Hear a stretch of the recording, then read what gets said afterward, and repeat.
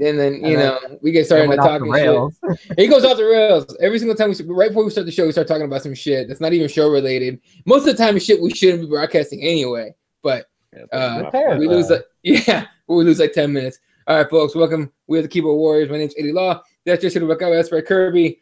And coming off of the UFC on ESPN Plus, UFC Brooklyn card. First on ESPN. First of all, Jesse, what do you think about the production, the overall? Would your feel with the ESPN Plus thing now with the UFC?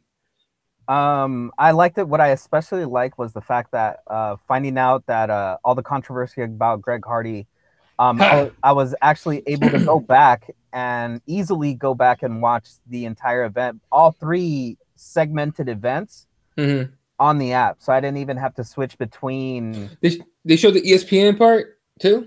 It's either maybe because I tied my ESPN app to my Hulu account, right? Or it might just be that you can. I don't know, but I was able to. So, yeah, I liked it. I think what I especially liked was the flow of the main card. It was pretty fast, and I was able to, turn it off, walk away, go get some Starbucks, come back, and then hear all the, Twitter explode about Greg Hardy, and I was able to go back and see what happened. And yeah, you weren't the only one that skipped that fight either. I saw a ton of people on Twitter. I don't know if you guys know Susie Kuzi or whatever. She said, "Hey, can someone just let me know when it's over? Don't care who wins, just let me know when the co-main event's over." And I was just like, "Wow, people really are skipping that fight." So I mean, I enjoyed the fuck out of that fight. Honestly, yeah, I was here for it. Yeah, but real quick, just overall, the production on ESPN, other than it got really slow at times, like. Really fucking slow at times on ESPN, right? Like on ESPN, yeah, and then a little bit on the ESPN Plus part, the early prelims. The main card just happened to be that it was just a good card, I think. So the pacing was right. It also felt like it was just going fight after fight, fight after fight. It wasn't right. Like no real lag time between the fights. There was also a shit ton of commercials in this shit. What the fuck? But because remember, it's like simulcast overseas on like BT Sports or whatever else. I know. Which, by the way, there's your workaround, folks. If you can figure that one out, I'll help you out with it later with the VPN shit. Anyway, Eddie, for all you talk about VPNs, we should be sponsored by a VPN. I swear to God, we should be. We really should be. But then it might get with my game plan. All right, Fred. So let's just talk about that Greg Hardy fight since we started off on this shit already. Greg Hardy disqualified, illegal knee. But I think my first reaction was as soon as he threw it, and I was live tweeting, so I couldn't say this on Cape Side Press, but I was just like, you fucking moron. Like, you have to be an idiot or that. He is inexperienced as fuck. But your thoughts, Fred? All right, hold on. First things first. I pretty much just agree with all what y'all said about the whole ESPN sentiment. Everything, all things considered, for the first show, it all went well. My one fucking pickle with that whole thing was the goddamn commercials on the app that weren't actually commercial. You motherfucking cocksuckers. If you're going to make me sit through a commercial, you better goddamn good well give me a fucking commercial. Don't you put up a screen that says commercial break, motherfucker. Y'all better fix that shit. Or how about they give us the option to actually hear what's happening in the corners for us to have the app, right? Anything beyond a screen that says commercial break. What is this, a fucking cartoon? Goddamn fucking halftime at a movie? Get the fuck out of here with that bullshit. Other than that, it was all good. On to Greg Hardy. Listen, man, he's a very inexperienced fighter. He shouldn't have been doing no fucking co-main event slot. I ain't shooting him no bell. I don't particularly like the guy one way or the other, but I'm just saying, shit like this does happen in fights. I don't think that he is a particularly malicious character. I don't think that he was trying to cheat.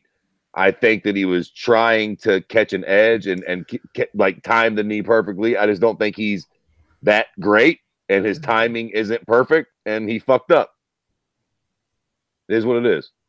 Maybe I'm not reading enough into it, but like, I think the idea of being like, well, listen, man, he likes to beat up on women, probably a cheater too. I mean, maybe, but like, I'm not willing to just fucking throw it all out. The way this whole thing played out, is he maybe a poor decision maker? Like, should he have probably not thrown that knee? Obviously, like, yeah, but I'm not willing to just jump out the window and be like, well, he's a cheater and a womanizer. And I'm not just going to go wild here on the fucking dude. I don't particularly love this fucking character either, but you know what I mean? Like, I don't think this has some big underlying thing about him, like he's some massive cheater, horrible, bad guy, which he may be. I'm just not willing to jump out that window just yet. Yeah, and real quick, shout out to Frederick and MMA Gods in the comment section. Frederick says he won in Pride. Yeah, he would have won in Pride. Crowder was smart though, because the second that the ref says I'm stopped, he goes, the second the ref said, what was it? Not McDonald. That was Murgliata. Murgliata said, I'm disqualified, but Crowder can't continue. The second he did that, Crowder was like, I'm fucked. I'm out. I can't do it. Which is smart. Take the W. But it's kind of a shitty way to win. But I know. I kind of, and Frederick, I didn't see what I didn't see what Schaub said. Did you see what Schaub said, Jesse? No, I don't listen to yeah. I see him what Schaub said. He was fucking hammering old Greg Hardy, Jack. What is that? Just basically going with the narrative that I just thrown out there. Like, the dude's a piece of shit. He's a womanizer. He's a cheater. He's just this type of a character. That's what Schaub said? In a nutshell. I'm paraphrasing a bit, but yeah. And look, maybe he's right. Maybe the dude is a fucking piece of shit. Like, he did hit that fucking broad. He did do some bullshit here. Maybe he is. I'm just not sold on it yet. Like, me neither. I'm not sold on the fact that I think he's a cheater. Don't get me wrong. I'm not a fucking Greg Hardy fan. I don't think he's a good guy. I think he did hit that broad. I do think he's a shitbird for that. Quite frankly, I'm here to see him get that ass whooped. I'm one of those people. I want to see him get his comeuppance. So that's what I'm tuning in for. For the people that aren't tuning in, Jesse, all you motherfuckers, to each their own. I can't wait to see another man give it to him good. And I'm not talking about that bullshit that happened there. He got a little bit of it in that fight. Like, somebody actually gave it back to him. I'm talking about somebody that beat his motherfucking ass. Take him down, hold him down, and beat him in the face, and there's nothing he can do about it. That's what I'm here for. And it'll happen. He's not that good. So eventually, he gonna meet his match at heavyweight. And let me tell you something, boys and girls. When he does, Daddy Fred will be front and center watching him take that ass whooping. Happy as a lark. Let me just say, I agree with you, Fred, but I also agree that this is just a sign of his bad decision making, right? Like, to me, he's just a dumbass, like a dumbass meathead. Could be. Okay? That very well could be. And I agree with you, Fred. I don't think he's a cheater, and I don't think he was looking for a way out, as some people like to place it. You know, oh, he was tired, he was looking for a way out. No, but I do think that he's the type of guy that if you got in his face, or if you saw him in a club and you go, "Hey, woman beater," he'd come over, get in your face, and try to whoop your ass, because he just get very hot under the collar very quickly. And I think that's what we saw. I think because I actually went back to see it, because I didn't want to just profess him as being, a cheater or anything else without actually seeing what happened. And what happened in my eyes is that he got tired. His corner told him to slow down and take it easy.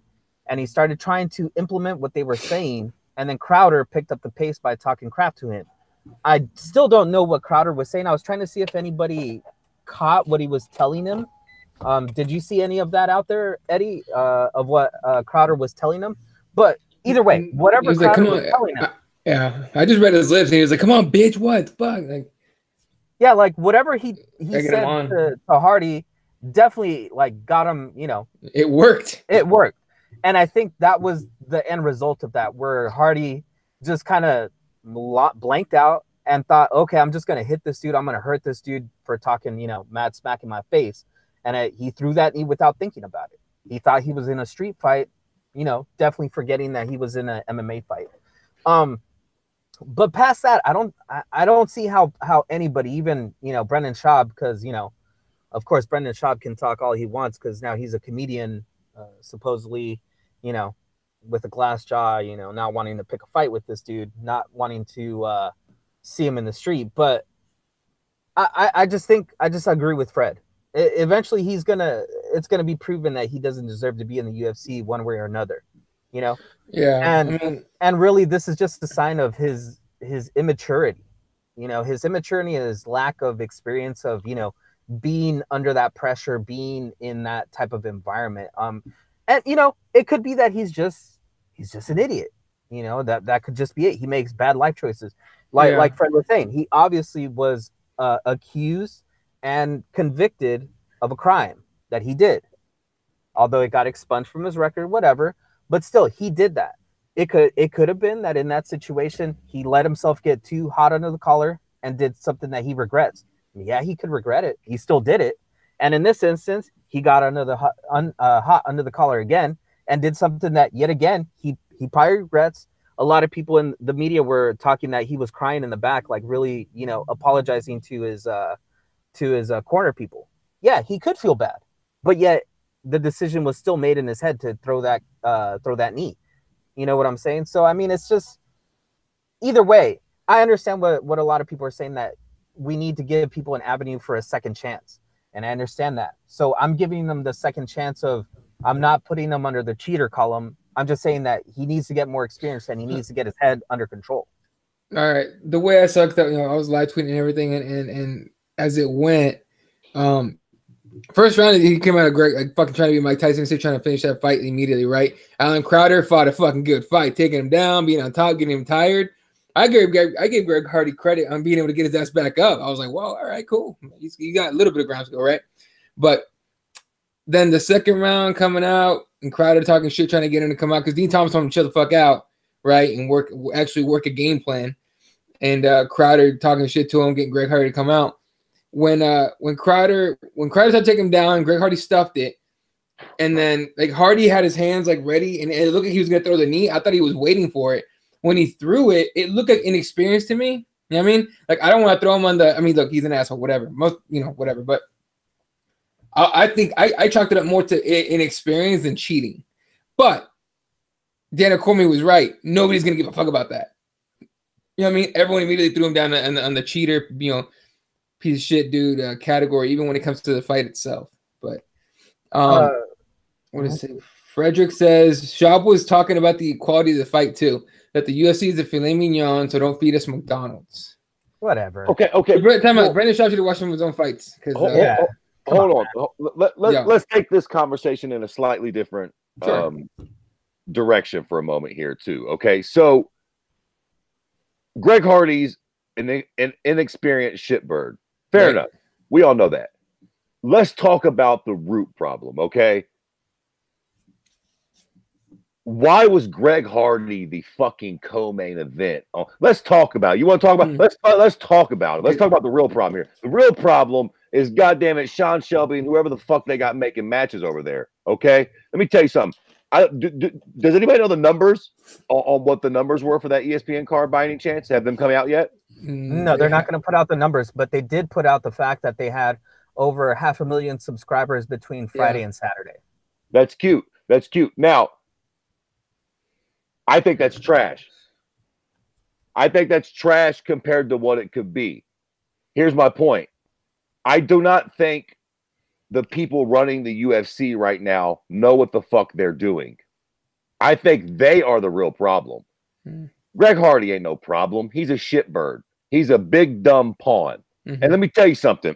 I'm not saying that DW and the Fertitas wouldn't have had him on this card, but I think personally, if DW and the Fertitas were running it, you got Greg Hardy opening up the main card, right? Or don't you think that maybe in that era they put him against a smasher like I don't know, a Francis Ngannou, and then go, see, that's why this guy doesn't deserve to be there. He got his ass whooped. We got our views. Now get him out. Maybe, but even if they were trying to build him up and make him a star, they don't take the chance and put him in the co-main. That makes no sense. It's just stupid, and it waters down the product. It makes it look a bit joke-worthy. Like, I don't think they do that. They might put him on the main card because they need the numbers, but you got Glover Teixeira on the same card. Why the fuck is he not your co-main? Right. How on earth does that make any sense at all? You Glover, and you seen how that fight ended, right? Because that's Glover's a fucking perfect. Like, you know what time it is with these mother. Donald Cerrone. I get that they wanted him on the ESPN card, so I should probably take that back. I get why they did that, but you understand what I'm saying. Greg Hardy was one of the most least experienced fighters on this card. What in the fuck is he doing in the co-main spot? Controversy sells, man. Yeah, but again, have him on the card, not the co-main. Right. Okay. Way too important. He's way too experienced. Also, hold on. Let me elaborate on my point a little bit too. This whole super fight. Yeah. Yeah. And all joking aside, if you're talking about numbers, TJ Dillashaw versus Henry Cejudo, you take those fucking 2 belts and shove them in your snake hole. That's not what you wanted there.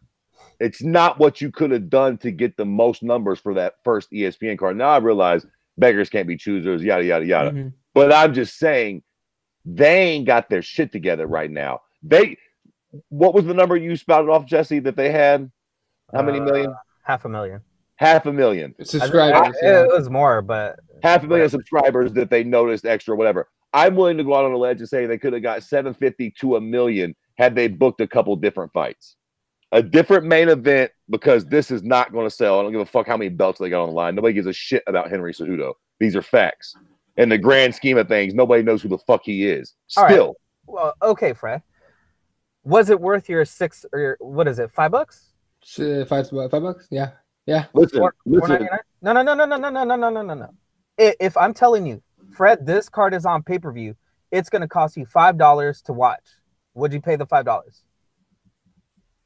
Absolutely. Okay. Now, if I told you, Fred, this is going to cost you $65 like a normal pay-per-view, would you pay it? No. Here's the thing. Wait. Yes. Okay. Yes, I would. But here. No. What I'm pointing out is the value out of this event was the fact that it was so cheap. And you're right. 500,000 subscribers, quote unquote. That means 500,000 people got 7 days free and they watched this event. Now, give me the numbers after the 7 days out, a week later, 2 weeks later, and see how many people are still subscribed. You know what I'm saying? Because right. $5 doesn't, in the grand scheme of things, that's like a Starbucks, cup. That's a true Starbucks. I'm just saying, you only lose your virginity once. But Fred, you know what I mean? Like they could have made this a special thing. Listen, let me break the news to y'all right now. Mike Perry versus goddammit Donald Cerrone does bigger numbers than this did. But Fred, was this a bigger success than the first Fox card? Ooh, that's a good question. Those are apples and oranges. No, it's not, because it absolutely is. It absolutely is. And the UFC's notoriety is a lot different. Plus, they only have one fucking fight on that Fox card. This was a lot different. But do you see the difference, though? They learned a little bit. They're not complete fucking absolute morons. What the fuck? They knew not to run one fight on the card. But that was that was eons ago. That first fight. But still, if you go back and look at that event, that whole event, if you were watching it on what was it back then, Facebook or on YouTube or whatever, it had one of the best fights on there was Benson Henderson against who was his opponent? Clay Guida. Was it Clay Guida? Might have been. I don't recall. But I just remember that it was Benson Henderson in a crackerjack of a fight, as Fred would say. It was a great fight, and nobody got to see it because everybody's waiting for a stupid ass Kane against JDS that lasted what was it, like 20-something seconds, 30-something. Nothing. It lasted nothing. Okay, my point is that at least we're seeing that. No matter what decisions they're making, which is all stupid, we can all agree these are dumb decisions. In my opinion, Cowboys should have been the main event. You could have put Greg Hardy leading into that ESPN Plus app, leading into it. Like Fred said, be the curtain jerker. Who cares? Just not be the centerpiece of anything. Right. It should be somewhere where even if you put them on the prelims, people still got to pay money to watch them, right? Yeah, he's still on the fucking card. You're still getting the numbers. I mean, What the fuck, right? Like, why the fuck would you make him the co-main event? My point is that, like, the priorities are different because look at what they had. They had two things different to this show. That one of them was good, and the other one, I heard a lot of bad things about it, but I thought it was okay. It could be better. One of them was Trevor Whitman doing the in between rounds, getting the insight from the corners, explaining what the corners were talking about, and then kind of grading them on their advice and everything, and kind of giving them a good sense of like what a good corner coach would do for his fighter, right? Can we all agree that was pretty good? Mm-hmm. Yeah, I was digging that. I was digging that. Now the question I'm gonna pose to you guys is, what did you guys think about the Stephen A. Smith stuff? Oh, dude, I'm pretty sure I have a very different opinion than you guys do, and Eddie's already here, like almost dying. You did not enjoy that. Go ahead, tell me what you thought, and I'll tell you what I thought. That was a guy trying to pretend like he knew what about MMA. Okay, Fred. That was fucking what I expected from Screaming A. Smith. To the T, what I expected. Okay. Yeah, look, man, it didn't bother me. Like I know everybody. Did you like it or hate it? He didn't care. Don't give me just those answers. I didn't like it and I didn't hate it. It was what It's what you expected from him, right? Yeah, exactly. Okay. Like did I think he was going to come on and blow me away with his MMA knowledge? Of course not. No. Did I think he was going to sound a little douchey and out of his element? Of course I did, and he did. He did. So, look, man, I hate MMA fans. We're a little cunty. Look, man, I'm willing to reserve my judgment for a moment. Okay, sure. We just got the ESPN. I don't want to be that guy coming in like, say, Jack, y'all don't know what a key lock is from a heel hook. Like, everybody we don't got to be so snobby all the time. Let's give him, look, a year from now, if he's on there fucking sounding like an idiot, then I feel like we can all take him to test. Let's give ESPN a moment to catch up and try to. We know what time it is. We don't got to jump on every analyst that doesn't know. Like, I feel like we're going to get a lot of this going forward. You're going to have all the MMA community going, Jesus fucking Christ, Stephen A. Smith and fucking, I don't even know who the fuck's at ESPN anymore, but any of them losers there don't know what they're talking about. And it's like, just calm down, everybody. Okay. Wait, I see what you're saying, but the reason I have problems with Stephen Smith is he's not only trash talking about MMA, he's trash talking about NFL. He's trash talking about baseball. He's just trash. So I was going to dislike this motherfucker no matter what. Yeah. All right. Except for basketball. He's on point with basketball. Let me say this. I think his role is the one he played perfectly to a T. Retard. And his role is the casual fan.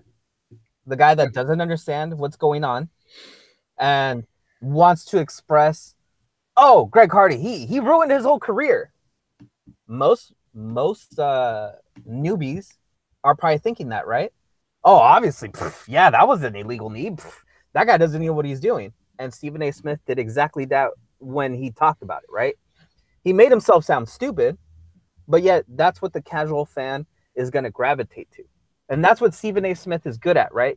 He's good at getting the guys that don't really care about being deep into a sport, but just kind of are peripheral fans of it. And then they hear a Stephen A. Smith talk about something, and then they parrot that later, right? That's what's made him so famous, right? Because he has these points, these point of views that either people can agree with or disagree with, and at least that makes them sound like they know what they're talking about. And he's good at that. And that's what he did. Obviously, ESPN has faith in that he can do this and bring a lot of eyeballs to the sport. And I think that's what his job is going to be, is to just kind of get everybody this kind of like ancillary, like outside of the bubble kind of knowledge, and then people that really do enjoy MMA will come in to the sport and kind of enjoy that and realize Stephen A. Smith's an idiot, right? If they didn't already know that. But like, it's going to take someone like that to kind of get that crossover, I think. And I think that was the nice contrast between, Trevor Whitman and Stephen A. Smith. You had a guy that really knows the knowledge of, the best breakdown of, the fight game, and a guy that just basically is drinking a beer with his buddies and has never seen a fight before. Right. You know what I'm saying? And it's that perfect, like, opposite ends. And we got both of it. And I think it's going to be something moving forward that I think we're all going to enjoy eventually. It's going to be something like Goldie's voice. We're all going to be like, oh, yeah, there it is. Yeah, I can see that. Goldie screaming about corn nuts, and stuff. By the way, did you guys, because I didn't watch the ESPN part like on TV up until on the app, were they doing I think it was the weigh-ins or something? Were they doing like where the fighters introduce themselves, kind of like the football thing? Yeah, they had it with Pedro and Zant did it. A couple other fighters, not with everybody, but just a couple fighters. Did the you more like popular ones? Yeah, popular ones. Did you like that? Because I didn't get to see it. Is it on like the weigh-ins? No, it was on. Yeah, it's in the weigh-ins. Yeah, the weigh-ins. Okay, he did it during the weigh-ins. Yeah, if you go watch the weigh-ins, it's like I think when Paige comes out, it's like, "Hi, I'm Paige Van Zandt." Shit that I don't care about. So, I think that you didn't like that. I didn't give a fuck for it because I don't know. Because I know them, so I don't mean. I can understand whatever dude going, oh, she's hot. Who is she? I'm Paige Van Zandt. It's like, all right, Pornhub.com/Paige Van Zandt. Let's see if it comes up with something. But other than that, it's just like, whatever. Like, it's not necessary. But it's the same thing as with football, right? Like, do you know everybody on your team? Sure. Yeah, every time. Hey, let's introduce the quarterback and, you know, the offensive team. And then they're all like, oh, I'm from the U. The only thing I hate is when people go put that the. It's like, I'm from the Ohio State. Like, no, you're from the piece of shit. Go fuck yourself. It's all about the U. Oh, my God. I don't hate Ohio. Ohio State can eat a dick. But regardless, like, so he's going off on some of the YouTube comments here. Raider said, talking about Greg Hardy, she goes, and why they put him on the co-main. Raider says, because he's an ex-football player and that potentially appeals to the ESPN football crowd. Very good point. Then why not put him on ESPN instead of ESPN Plus? Because you want subscribers. Yeah. Let's see. What else we got? Oh, Raider says, I used to love it when Stephen A would stick it to Bayless on the Cowboys. Stephen A still does that, by the way. Like, I'm not going to bullshit. I hate watch First Take sometimes. All right. Sometimes I bet it's like your favorite show. You TiVo that. Mostly because Molly Curran is like hot as shit. But no, but like I watch it until Max Kellerman starts getting that high pitched voice that he does when he's pretending to be outraged. Then I'm like, nope, it's over. I'm out.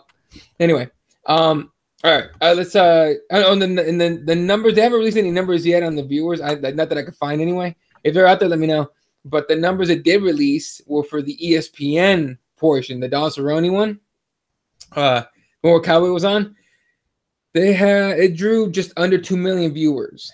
Just for that. Who released that number? MMA clickbait.com. Fighting.com. No, don't believe that number. Because if you listen to Karen Bryant, Meltzer put it out. What did she say? What was it? She said the night of when Dana White was saying those 500,000 subscribers and all that, which is where we got the number from. Right. The executives from ESPN said we don't have any numbers yet, and it's going to be a while before we get any type of numbers. So I guess we'll find out. Five days away? Yeah. 5 days away? Removed? Yeah. Okay. I don't understand the Karen Bryant hate. I'll say that right now. That's why do they hate Karen Bryant? Who? That like MMA fans? Everybody, every fucking buddy hates Karen Bryant. Like, because I swear, up, like, I can't fucking believe she probably sucked dick to get that job. Like, dude, you know, it's a bunch of bitter ass wannabe MMA journalists, man. That's gotta be it, right? That's why. Hey, real talk. That's what I saw. Yeah, fuck that she's fucking hot and smart and knowledgeable and really good at fucking hating ass motherfuckers. Like, you know, the funny thing too is most motherfuckers sitting there eating their Cheetos on their couch. You look and you see a motherfucker on TV. That job's hard as fuck, stupid. Hell yeah. Like, there's a bunch of cameras and shit. Like, you wouldn't be able to perform in that job if you tried, dog. People sit there and run their mouth. That shit is not easy. Hey, don't knock the Cheetos, man. I like eating Cheetos on the couch. Hey, listen. Didn't keep your pie hole shut. You understand me? If you ever find yourself eating Cheetos on the couch, you don't need to tell nobody nothing about nothing. You're allowed to do it. You just ain't allowed to be preaching too. What are saying? People were saying that Karen Bryant, like, you know, called in favors and shit to get that job. Like, whatever. Okay. Yeah, exactly. Like, so welcome to America. I don't give a fuck if she had to give Harvey Weinstein a rusty trombone to get that job. She's got it and you don't. Yeah. Great. Yeah, great. Thanks, Fred. Now I gotta Google that.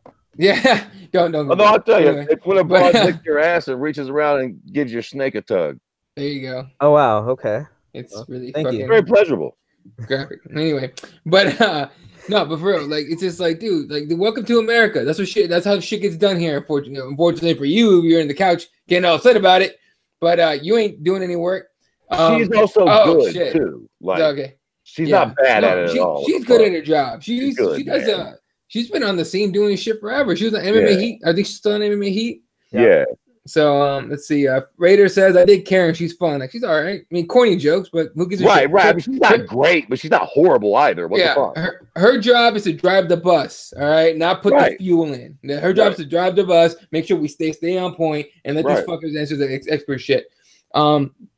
Frederick says she's got the MILF thighs. Hey now, that's on to something now. Yeah. MMA God says she's been in MMA since 2008. She's corny on TV, but great on her podcast and very knowledgeable. There you go. Right, that's it. That's it in a nutshell. Yeah, Rada says I love her questions during fight week interviews. Like she just does her job well. I don't know if people hate on her, but whatever. Can I ask that? Do you think it's because of maybe her skin color? Because I don't hear many people giving Megan O'Leary the same kind of crap. Do you remember? I don't know. That now you even think. I don't know. Like I find it doubtful just because I turned into the podcast Tyron Woodley over here about the race thing, but I'm just saying. Yeah. Oh, I would be quick to throw it out. I don't think so. I mean, listen, for starters, she's she looks less black than Obama. Let's keep it a buck. Like she looks like she could pass for some type of Latin. She might be Eddie's cousin or something. You know what I mean? Like Afro Latina or some shit like that. Like, I mean that maybe, but I don't think so. I think you know what I think? I think it's because she's hot. I think it's because she's just hot and there. And I mean, Megan O'Leary probably gets it too to keep it a buck. Like all them hot girls that are there, but the bitch don't know what she's talking about. Like, this is a bunch of hating ass dudes, man. For real, like for real. Like, who out there that's not an idiot is really like hating on those girls? They do an okay job. Like, I couldn't do it no better. Yeah, exactly. No, but yeah, that one's weird. And Megan O'Leary, she's I mean, look, fuck it, whatever. It's. I don't think it's a race thing. I really don't. But I don't think so either. I think it's a hot female thing. I think if you're a good broad and you're there, especially in a male-dominated sport like MMA, I think it's a bunch of hating ass dudes out there like, man, fuck, she's just there because she's hot. You remember Erin Andrews? Do you guys know who Erin Andrews is? Yes, the one that got pictures from her hotel or something like that. Right. So Erin Andrews, when she first started doing sideline work in the NFL, was getting shit on because they're saying she's stupid. You don't know nothing about football. Why is she talking to the players? But she's smoking hot. You know what I mean? That's right. Yeah. It's just like y'all just hating on her because she's a hot chick doing interview work. What you want to do? Isn't that when they brought like the older kind of looking woman? Michelle Tafoya? No, she does NBA. No. There was another one that does NFL as well for a while. I think it was Monday Night. I know who you're talking about. I can't remember her name. They weren't crapping on her, but she was a little bit older. So. Look, real talk. When I was in journalism school, I enjoyed my time there because none of my classes had like bad looking chicks. I'll just throw that out there. they ain't no hot girls trying to be anchors, and they ain't no hot girls trying to be silent reporters. I mean, they ain't no none. You know what I mean? There's mostly hot chicks trying to get that job. Hey, good for them, but they train. So stop hating. And just look at Mexican news anchors.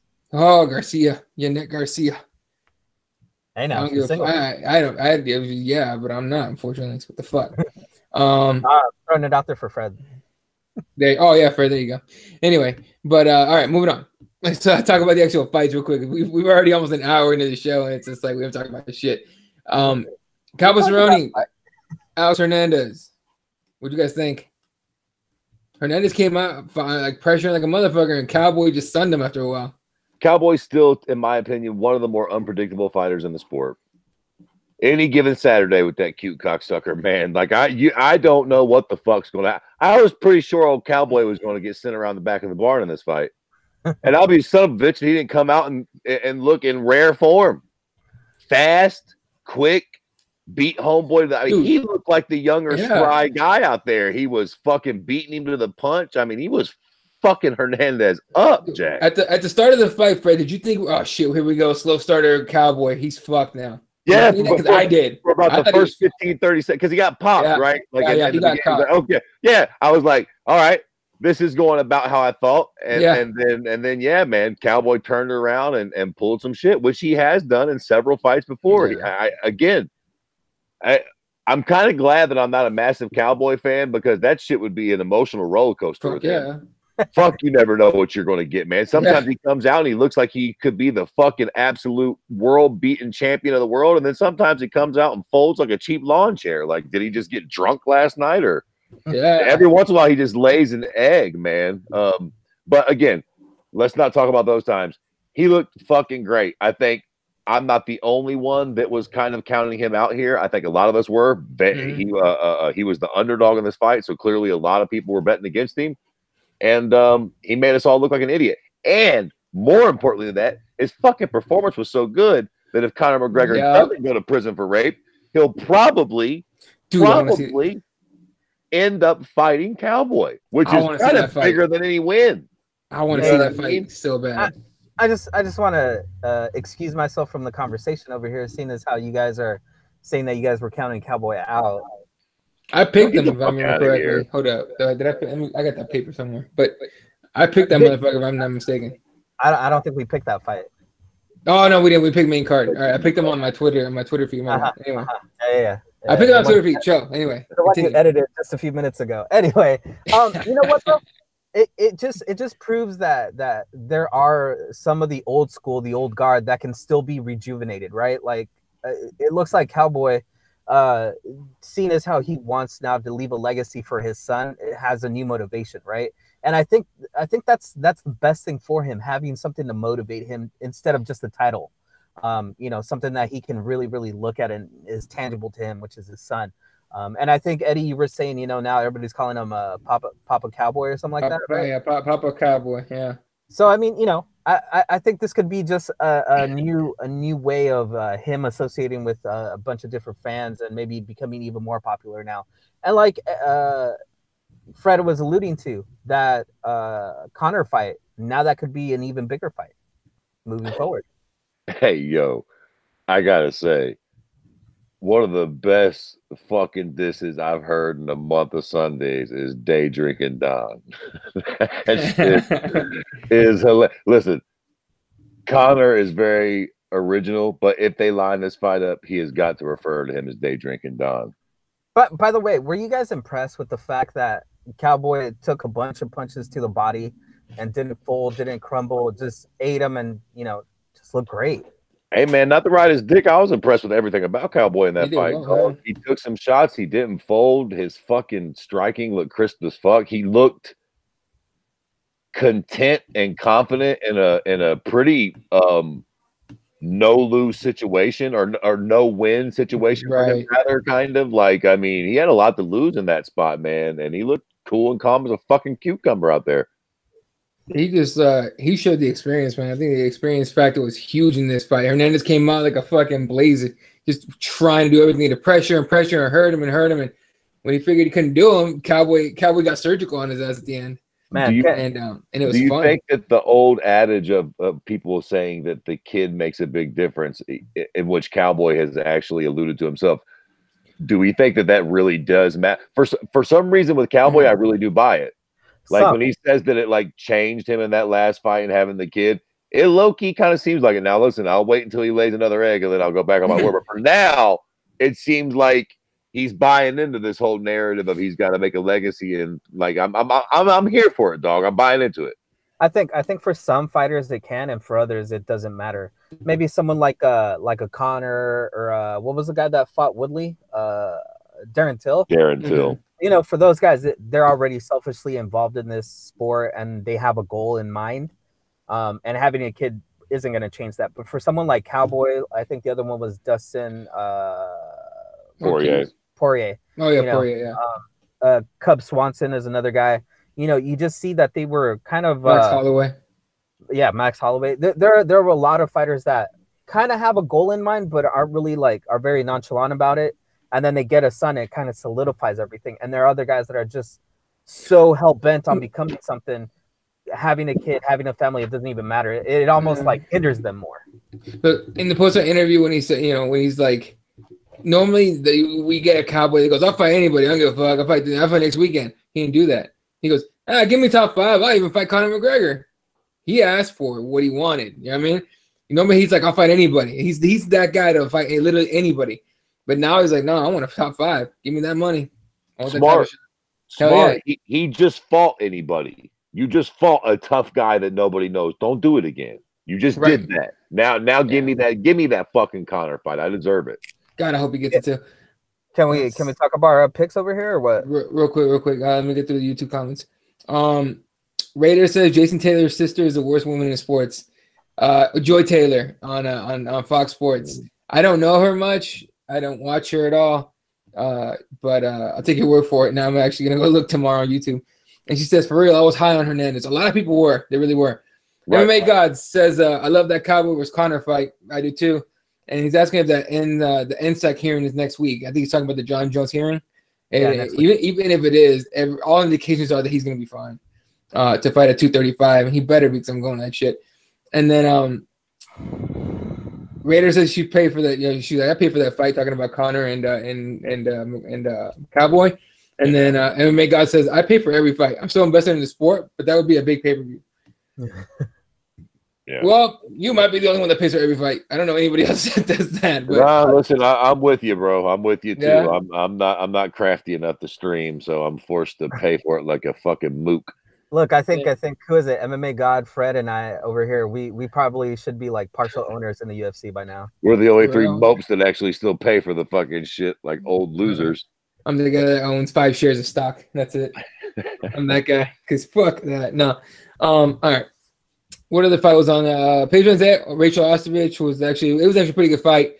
I thought Rachel was gonna pull it off, but that arm bar was slick as shit. And good on Paige for letting go because the ref didn't see the tap. So, and I know what it's like to get your arm popped like that. And fuck that. What did that feel a little bit extra special for Paige to you guys, and kind of like a little extra hurtful that Ostovich got that loss?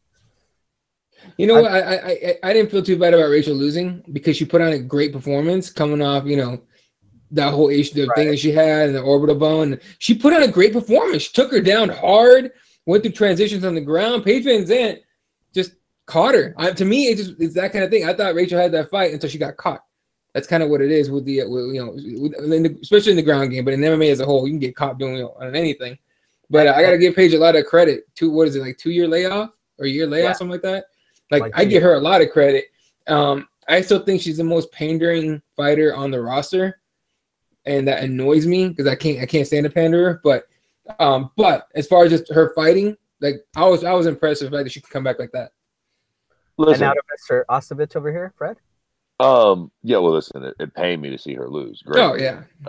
She's so fine it hurts, Jack. You know what I mean? You ever see a bitch so fucking fine it just makes your pinky toe hurt a little bit? The early weigh-ins when she came in, Lord Almighty. Yeah, no. It's rare that you literally some fighters are like, oh, she's hot, like to be a fighter and a girl. She's literally better than the ring girls to me. Like with no exaggeration. Easily. Like Jesus fucking Christ. Anyone that says she's a butterface can go fuck off too. Yeah, get the fuck out of here with that. Yeah. Anyways, it was a good fight. I'm here for it, dog. Like, if all female fights were this fucking exciting and fun, and don't get your fucking panties all wet. I'm not saying that female fights suck in general. I'm just saying, generally speaking, because this was a 25 fight, right? A flyweight fight? 25. Listen, let's all keep it a buck here. Flyweight in general, male, female, trannies, most of them, flyweight has been trash, low-key, since it was invented as a division. So any fucking exciting flyweight fights, I'll take. This was a super exciting fight. Ended in a finish. Yep. Fucking good looking broads. I'm here for it. Like what was not to like about this fight, right? And Rachel Ostovich put on, like Eddie was saying, a good enough performance even in defeat that I still want to see her fight again. Like I feel like if they fought 10 times, I could see Rachel winning 5 of those fights, right? Like low key, she was getting the better of the scrambles and the takedowns until that moment where she got caught. So, yeah. Great fight, great performance from Paige. She got a W, so congratulations to her. And her fake titties and her blonde hair. About that's very smug and annoying to me. Damn, where are your titties at, Fred? I want to root against Paige. You know what I mean? She's like my little blonde Floyd Mayweather. That's weird for hearing that from you guys, because I feel like she's actually gotten better as a fighter, and I could see how maybe a lot of people have kind of resentment over the fact that her and like Sage were kind of shoved down our throats so much. But the fact that she's gotten better and she actually moved away from Team Alpha Male, and now she's training up in Oregon, I think it is. Kind of re like focused herself on what she wants to be, and she wants to be a fighter. So I mean, I give her credit for what she's doing. Sure. Look, man, I just don't like the pandering shit. She panders a shitload. It's annoying as hell, but I just want to see her lose because she's like, really popular and pretty and talented. She's like the cheerleader in high school that you could never bang. Damn. I want to see her suffer. You know what I mean? Damn, Fred's a hater over here. I see what you're saying. I watch this fucking sport for my entertainment. You understand? Yeah. I spend a lot of money yearly to watch these people fucking suffer. Y'all see that meme of her and Ostovich at the face-offs and at the presser, the pre-fight presser, and they're saying like Ostovich looks like the Paige Van Zandt's pimp. Yeah. I was like, oh, it's so on point, like because Ostovich looked goddamn good right there too, and she didn't have to be showing none of that shit. She just looked good, but yeah, let's see. Congratulations with both women in that fight, though. Seriously, fuck yeah, dude. Fight, and I think, but it's one of those weird fights where nobody's stock really went down. Like even Rachel came out looking okay in that fight. It was an impressive performance and defeat. Like with the live tweets, like when I do live tweets and shit, I hate when it goes to the ground and it's two people that don't know what the fuck they do on the ground. And this one was hard to follow. It wasn't hard to follow. It was hard to keep up with because the transition was so good. I enjoyed the fuck out of the ground fight they had. It was fucking weird. Dude. It's a weird thing, right? Contrastly, the fight can become very slow and boring when it hits the ground. I think that's depending one of the but when it's not slow and boring and it hits the ground, it can be one of the more entertaining parts of this sport. Like when you get two motherfuckers who are really getting after it and they hit the ground, there is nothing boring about that at all. When Khabib gets on top of you, there's nothing boring about that at all. When you're playing around in Damian Maia's guard, there's nothing boring about those situations at all. So yeah, this was one of those things, dog. Rachel Ostovich was hitting the ground. Yeah. They were fucking getting into scrambles. They look like a goddamn one of those cartoon kerfluffles. I think what I love the most is like when someone has someone's back and they switch from the back because they're like, oh shit, they're getting the dude's like spinning around, getting out of that back take, and they switch it over to an arm bar. That's like my most exciting. To me, that's my favorite transition to watch because that's just like, oh shit, he catching the way out. What's good? I love that. That and like if someone falls into a triangle because I'm like, oh, you're fucking up, and then got him. But it's a lot of fun for me to watch for real. What were you saying, Jesse? No, I was saying. Do we want to get to the controversy of the main event real quick before we run out of time? Oh yeah, right, main event. So Henry Cejudo, TJ Dillashaw, obviously Cejudo, TKOs, Dillashaw. Question to both of you, Jesse first. Did you think it was an early stoppage? Oh, me first? No. Yeah. I thought it was perfect. That's what I thought. I thought, you know what? You could have given him another second or two, but nothing was going to change. I mean, TJ was rocked. Obviously, everything I said before when we were picking our fights, before I stupidly picked against Cejudo for some reason. Just picked against your people, Jesse. What the fuck? I think that's what did it. I didn't want to pick my people. Right. So fucked up, Jesse. I wanted to be racist. I wanted to see what it felt like to be a racist against my own people. Anyway, it's exactly what it was. He cut too much weight. He compromised his body. And it showed. I mean, Cejudo was able to shove him like a child in the middle of that fight. Mm-hmm. And then, everything he landed just hurt TJ, hurt him more than what, anybody else has been able to hurt TJ. And, him saying that he was fine, he was going for that single. No, he wasn't. I mean, you go back and look at it. I mean, he had his arm out, which is a natural instinct to try and grab at whatever's hitting you. But that's about it. Like when he got up, he was super wobbly. It was a good stoppage. Fred? Stoppage was trash. Get out of here. Listen, the stoppage was trash. I don't know who the fuck that ref was. You understand me? Ken McDonald? Yeah, exactly. Kev who? What the fuck? I don't know who the fuck gave him his license. Listen, all jokes aside, it was a little early. It was a little early for my liking. Listen, easy, you Mexican cocksuckers. Blackberry check Congo was a thing that happened. Need I remind you fuckers that these things happen, okay? Mm-hmm. On some real shit, I would have been just fine with them letting TJ get knocked the fuck out. Right. I don't need TJ complaining. I don't need him saying that he was shooting for a single leg. And I don't need pricks like me holding on to any glimmer of hope that it was an early stoppage and we have to do this again. Just let that motherfucker get slept, and then we don't have to worry about this again. Honestly, I'm a little annoyed that we did this because now we have to have this stupid fight at 35 again. We're going to have to watch them fight again. And I'm going to tell you something right now.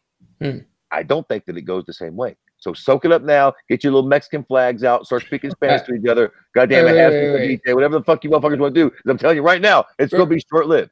It doesn't go at 30. It doesn't go the same way at 35 or a rematch at 25. It don't go the same way, period. This is malarkey and horseshit. This is not what's happening. You motherfuckers do realize Cejudo caught him. That's right. He did. Lightning struck. The dog's ass got right in the sun, and it shined on his ass. You don't think the extra weight cut took away TJ's chin a little bit? No, he got caught behind the ear. Have you heard the man speak? Whatever. No. Yeah. Okay. The guy's been saying like, I didn't lose a fight though. Yeah. Okay. The guy with the big L on his record. Okay. No. Okay. Look. Adrian Broner over there. I beat that man. Fuck out of here with the Adrian Broner. That was embarrassing, Adrian Broner. Talking about the hood had his back. Everyone in the hood was like, "Fuck out of here!" No. I know. Listen. I'm from a half an hour away from Cincinnati. Bullshit. Yeah. Fuck that. Yeah, no, dude, fucking I thought for sure that extra weight that he's gonna cut was gonna take away some of his chin. He's been dropped to 35. So I wasn't surprised he got dropped at 25. I was surprised at how aggressive Cejudo came out, that's for sure. That was surprising, to keep it a buck. What do you think of the notion of what TJ said, that he was more hurt in the first Cody fight when he got dropped than he was here? I think that's somebody covering and putting his pride up and saying, "Oh no, like I didn't lose this fight. I definitely didn't lose this fight. I was fine. Cody hit me harder." No. You go back. He got slept. By who? What do you mean by who? Cejudo slept him. He got a flash knockout. Go back and watch his eyes close. He goes to sleep. You pop back up. I think you're trolling me with the slept shit. No. I'm about to jump out my fucking skin. I slept. Are you out of your fucking mind? He got fucking flat dropped by Cody. Eddie, did TJ not close his eyes and go straight down? TJ went out, but he woke up real quick and a single leg and started going to work. But that's fair enough. It was a flash knockout though, right? I thought he was out when he dropped. I was like, oh shit, he's out, and then we pop back up. I'm like, oh fuck, TJ's up. See Cejudo finishes his ass. Like, I don't know. It's by the way, Raiders got your back there, Fred. She's like, goddamn right, Fred. No. Look. By the way, I could just picture Eddie in his house with his Mexican flag, just waving it. Music in the back, just waving the flag. No, dude, look. Fucking, I was just happy when an Arizona boy and for the Mexican won. I was cool with that. I'm cool with that. That being said, he's cringy as fuck on everything he does. Oh god, so cringy. He's cringy. Okay. So listen, let's not argue about the decision. Let's talk about the future. What happens next? What would we like to see? What would we like to see happen, and what do we think is going to happen? I'll start it off. I would like to see TJ get his goddamn rematch at flyweight. If we're going to waste our fucking time, fuck it. Let him have it the way he wants it. I, for one, do think it was bullshit. He wants to run him back the same way. We did it for Conor. At the end of the day, I guess, too, it doesn't really matter. They're probably going to fight again. It's either going to be at 25 or 35. So whatevs. I guess count me in. Again, that's why I would have liked for them to just let the fight go a little longer. Let TJ get slept or not, and then we don't have to go through this. As a matter of fact, going forward, for any of you dick-sucking refs that might actually fucking watch this little presentation, just let it happen. Because now, for real shit, right? Let's say you guys are right? Let's say that Henry's 2 punches away from putting TJ out for real, and fucking Jesus really sleeping TJ, leaving him out on the canvas. He ain't getting up and protesting shit. He's out. We ain't doing this rematch, right? At that point, it's fucking over. There's no dispute. There's no nothing. It's over, champ. Go back to 35. Maybe I'll follow you there, whatever. But that would be done. You know what I'm saying? So now we got to do it again, one way or the other. There's going to be all this fucking hoopla and shit. I'm a little annoyed with all these fucking rematches constantly. Like, Jesus Christ. Then why are you asking for one? Why are you asking for one then? Because it was controversial. No, it wasn't.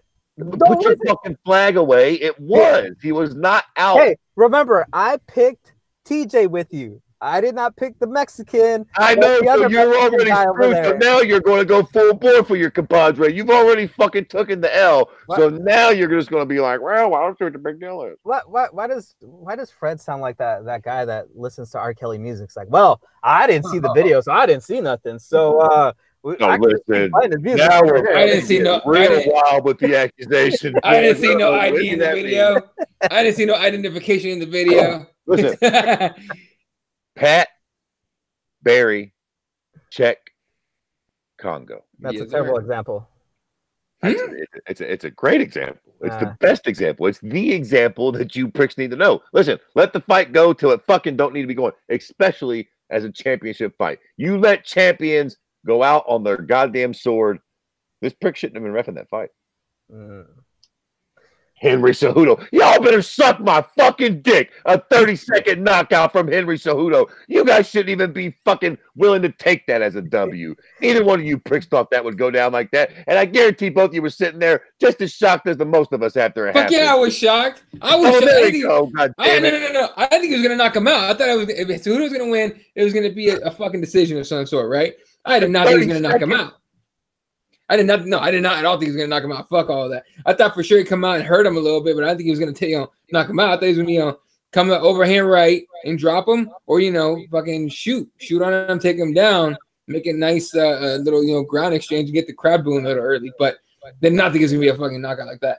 But look, man, if we get a rematch, I'd rather see. Okay, here's what I think here's what I want to see.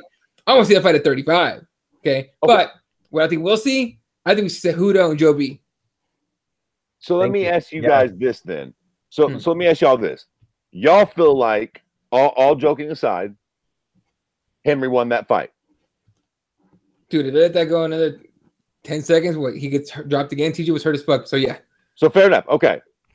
So do y'all think that TJ Dillashaw was the best 35er? No. Who do you think? You mean like ever?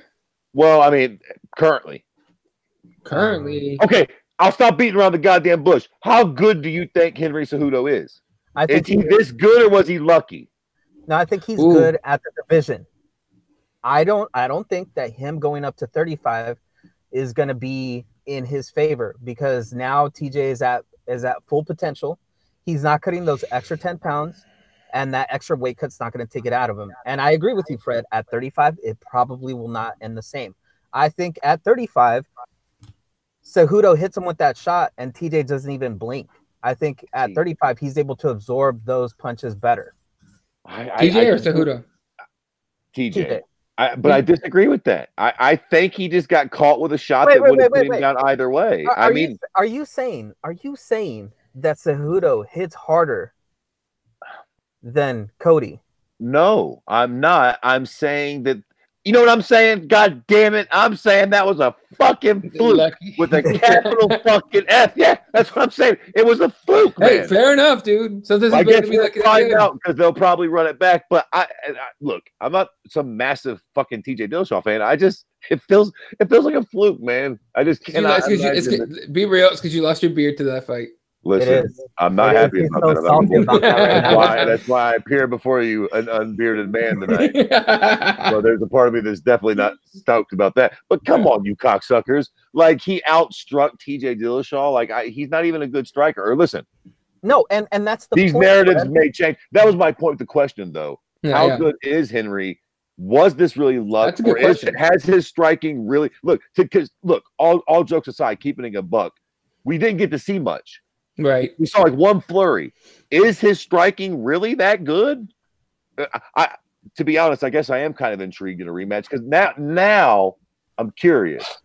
Is Henry really that good? Because if he comes out and does it again, and look, I don't give a fuck if he does it in 5 seconds. If he does it again, you know what I mean? Listen, I will appear on this show hat in hand. There is no fucking double flukes, all right?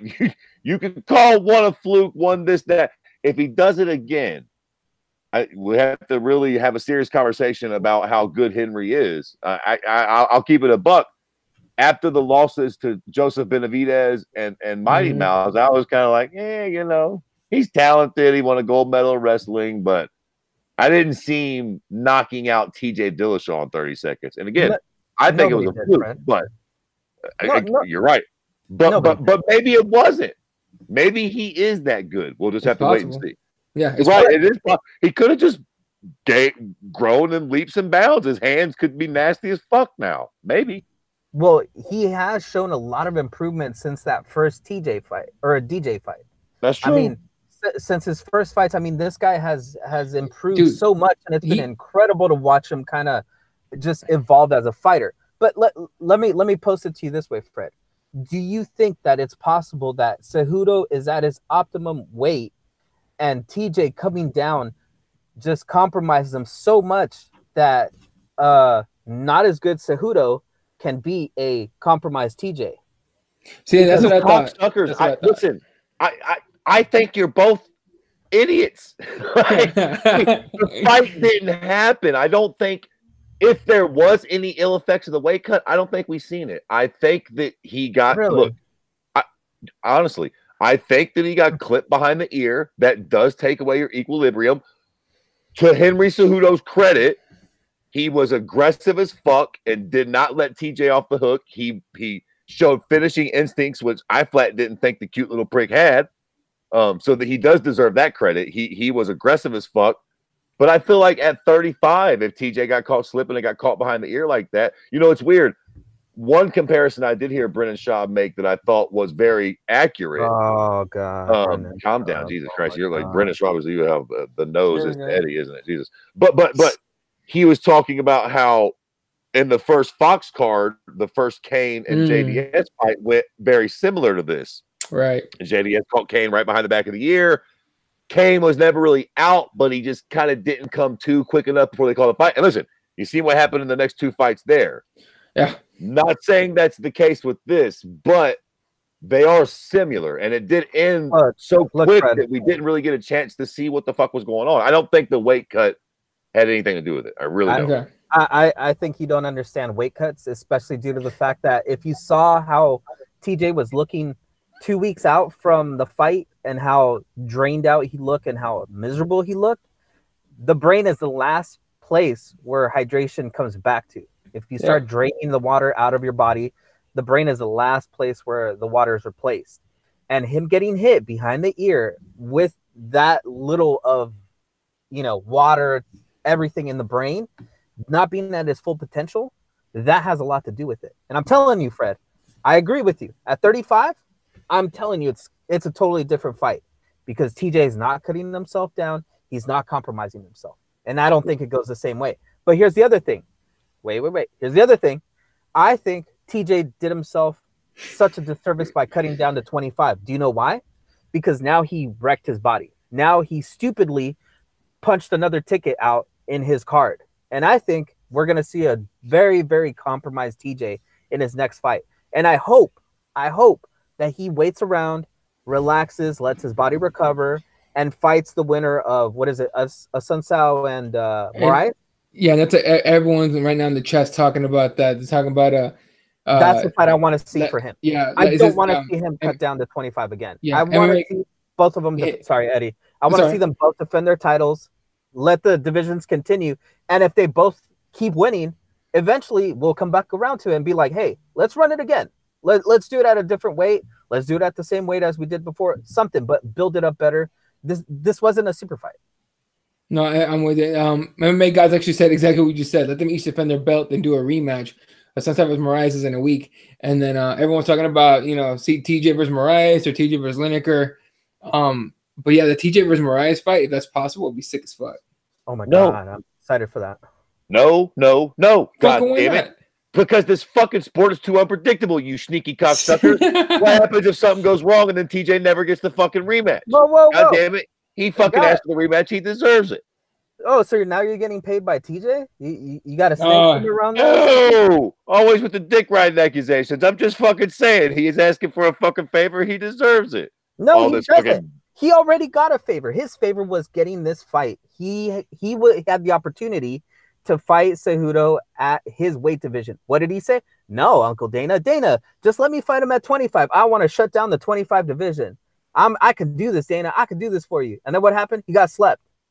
Okay. He got cheated, you cocksucker, with the slip. Jesus Christ. I'm enjoying the fuck out of this. I don't know.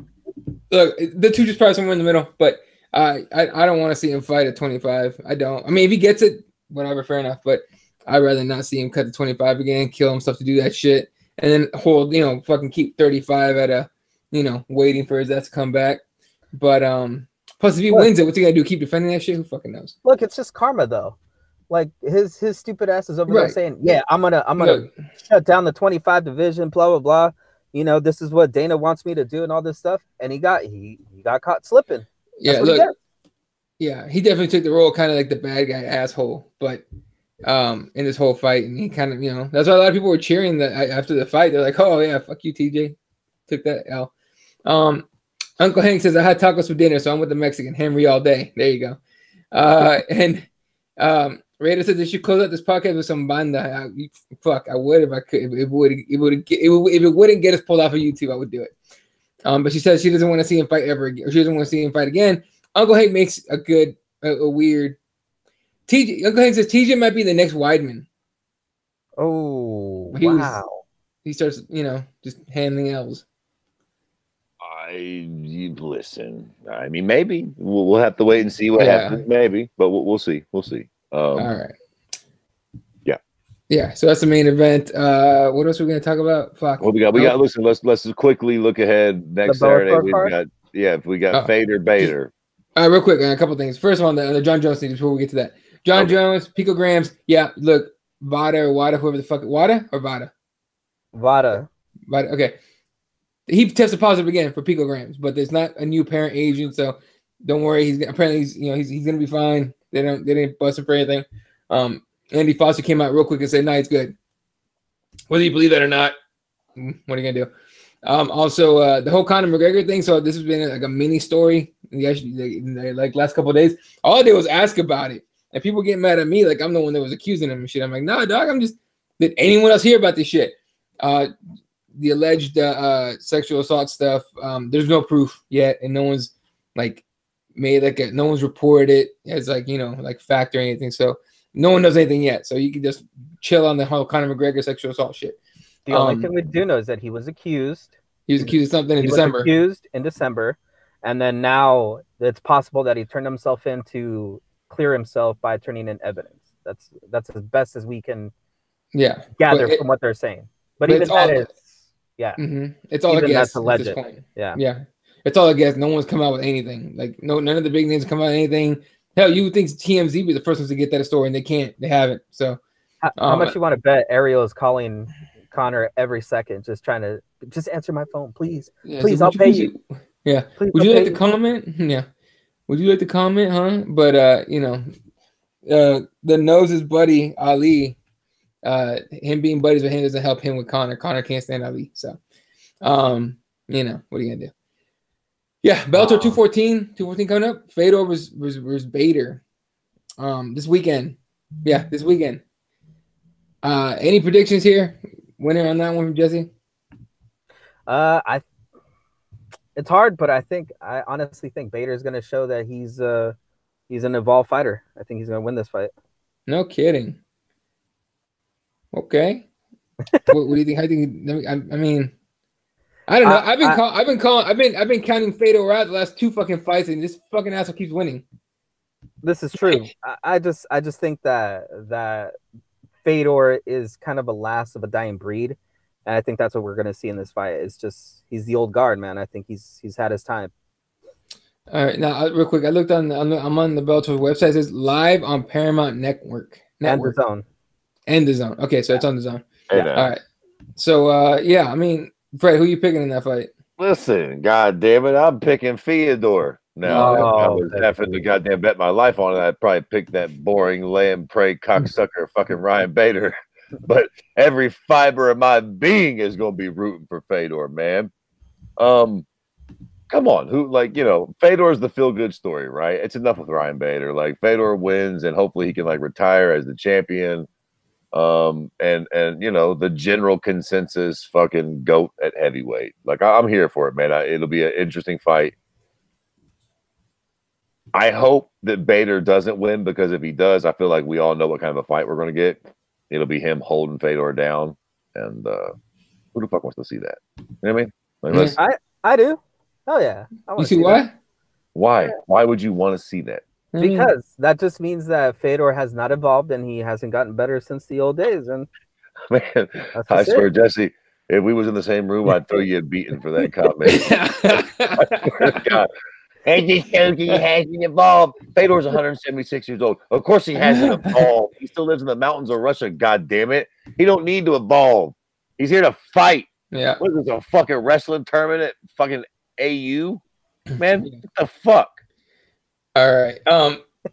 Yeah, and I'm picking Fedor. Mostly because not that I can't stand Ryan Bader, but I'd rather see Fedor win. Yeah. Yeah. So kicking off the main card, the featherweights, Brandon McMahon against Adel Al-Tamimi. Then Juan Archuleta against Ricky Bandejas. That should be a good fucking fight, actually. Those bantamweights are bad motherfuckers. Jake Hager, who's a professional wrestler, making his MMA professional debut against J.W. Kaiser. Then Aaron Pico against Henry Corrales, another good-ass fight. And then Fedor against Ryan Bader. So that's your Bellator 214 Aaron card. Pico is your co-main, basically. Yeah, yep. I want to see. I want to see how that dude. That's a good fight though. Corrales ain't no punk. Yeah, that's a great fight actually. Yeah. A quick question: when is that? What is it? Paul Daly and MVP fight supposed to happen? It's coming up soon, right? March, maybe. Let me see. Whatever it is, it's in fucking Connecticut. You got two of the biggest British stars. Is it in fighting in fucking Connecticut? Oh, Foxhound casinos or the like. Some bullshit, dude. They're looking at February 16th at the Mohegan Sun in Uncasville, Connecticut. Yeah. Yeah, Uncasville. So we got 2-3 weeks before that should happen. That's literally the day before UFC Phoenix when Kane comes back, hopefully healthy, and against Francis Ngannou. So that event where they're gonna have to reschedule Ngannou for a different event. Dude, what the fuck, Jesse? Nah, Kane will be there, dog. He ain't Kane's gonna make it. He's gotta make it. Sure, all right, sure. He will. Yeah, I already got tickets. He fucking better make it. All right. Well, I think that's all we got, right? Nothing else. Yeah, I think that's about it. That's it. All right. Real quick, you guys seen the Fire Festival shit? All these documentaries on that? No, yes. I mean to watch. Dude, I need to watch both of them. I'm about to watch them. Watch them and then this weekend at some point. Yeah, see if you can get your boys to watch them too. That'd be an interesting topic for the podcast. Yeah, I know. I spent the whole time laughing my ass off. But yeah, I gotta watch them. I've heard a lot about them. Were you guys aware of it when it was happening, or were you guys aware of it after it happened? I heard a little bit during. I just didn't pay much attention to it because the world's so fucking crazy these days. You can find out that nuns were like cooking baby snake shit, and they'd be like, "Oh yeah, true." Yeah, no, nothing surprised. Like I heard this shit, and it was like, okay, true, a big fuck. But like when you see the documentary, it always like even that R. Kelly thing, right? Like we all knew he was a scumbag, but they break it down to this documentary, and you're like, wow, he was real scumbag. Well, it's like you like when I watch the R. Kelly shit, I'm like, oh, y'all just giving too much detail. Now I really don't like this motherfucker. Like, yeah, right. Almost like ignorance is bliss. Ignorance is bliss as fuck. When you don't know the details, you can live. Like, you don't want to hear no details about Michael Jackson because he made Thriller, right? But you hear the details about R. Kelly, you're like, fuck. And then Chris Brown went ahead and got himself arrested for rape in France. Yeah. Yeah, I don't know what's going on with all these rich people that could fuck any broad they want raping people. It seems weird. Yeah, man. Yeah, I think money makes you insane. It's got to, right? Maybe God complex or whatnot. Something. It's got to make you fucking insane. I'm not saying that if I was rich and famous, I wouldn't fuck up. Because I was gonna say, if you give me $1 million, couple $1 million, I'm pretty sure you'd hear about me pretty quickly. I would definitely fuck up. I can guarantee you one thing. The one thing you would not catch me fucking up with is rape. Hell no. I ain't going to prison. That'll be the one thing I'll never have to worry about again. Like, I'm not fucking anybody underage, and I'm not fucking anybody that don't want to fuck me because I'm rich, bitch. Yeah. So no worries there. Like, I might pull a John Jones and snort it up and fucking run over a couple white broads or something, but like, I'm not raping no goddamn body. Like, what the fuck sense does that make? If I was a millionaire, y'all wouldn't see me for a while. I'd disappear. Fuck all that. That should be. Yeah, just go to Vegas and fucking pay for it. You know, not even. Like, I'd be going up to an island. I go up to an island somewhere where I can live like a god for a fucking like year. It'd be the shit. Wow. Yeah, I'm thinking long term. You know what I mean? Yeah, I already told you my plan, Eddie. I know. Yeah. Anyway, all right. Comment section real quick before we head out. Raider says, "Oh my God, Jesse's so hateful tonight." Yeah, and then Uncle Hank making his pick. He says, "I had Jesse by submission." And then MMA God talking about the great documentary. Raider says, yeah, that was crazy. I can't believe how much people pay for that. MMA God says, living in the age of illusion. Yeah, the whole Fire Festival thing, to me, it was hilarious. All these fucking like kids spending thousands upon thousands for some like festival, which is, I'm like, dude, like Coachella's down the street. What are you fucking doing? Like, not just that, but if you don't know anything about it, like they even bamboozled them into paying like into some wristband like last minute. Yeah, there was a bunch of layers of it's so dude. Like this dude was so good at scamming people that it fucking actually like worked. It's so crazy. He even got your boy Ja Rule to follow along. Ja Rule, okay, let me tell you all about Ja Rule. Might be the dumbest human being on the planet that hit it in like with love rap songs. You know what I mean? Like Ja Rule's trash. I don't give a fuck what anyone says. He's always been trash. None of his music is good. At me, I don't give a fuck. He's always been trash. Even when I was, when he first came out, I think I was like in high school or something, and Ja Rule came out with all of his shit. Like first he tried to come out being all thug and shit, and then he started doing love songs, and it's like, whatever. And then you come to find out he went to private school. I was like, oh, Ja, you're out, dude. Can't come out here pretending to be a hood and shit, but you went to private school. Fuck you. Like I don't even know. I'm gonna find out what his fucking real name is. I don't give a shit. What we got? Ja Rule, real name. Jeffrey Atkins. There we go. You're out, Jeffrey. You're out, bro. It's over. It's over. And you're being ridiculed all over social media now. So, no, look, you could tell that guy was a moron from the get-go. I don't think he's smart enough to scam anybody. I think he's like, he just got hyped to the idea. I think he's going to make a bunch of money off this smart white dude who he thought was a smart white dude and that was, legit, and it didn't work out. So, is what it is. All right. Anything else you want to talk about before we head out? Nope. That wraps it up. No, but next week I have some questions for you guys, MMA related. So just related. Okay. Yeah, leave some space for that next week. All right, we'll do. All right, folks. Again, Bellator 214 next weekend. Last very quick look at the headlines here. Just everyone's still talking about the John Jones trace amount of steroid metabolite found in his body results. Fedor's apparently thinking more and more about retiring. I should have been retired. Then what else we got? I think that's all I could see. So Adrian Broner's a fucking nutcase, kind of a dumbass. So what are you gonna do? How are you gonna get your ass whipped that badly? And that's what happened to you. You know what I'm saying? So, all right. It's gonna do it for us, ladies and gentlemen. Appreciate you guys. Again, keyboardwarriors.MMA.com for all the shows and everything we do. You can follow Jesse at 1983. Kirby's at Kirby_MMA. I'm at Elaw31. The show's at Keyboard MMA. SpicyPros.com. Get your shit ASAP. All right. I think it's still Keyboard MMA for another few days. 10% off. And RepTheWarriors.com. Represent, man. Get your shit. All right. I got all the gear. So, all right. For myself, Fred Kirby, Jesse Rogawa. You guys are the shit. Love you guys. Catch you guys later next week. Whenever we see y'all. Good night, Wishar.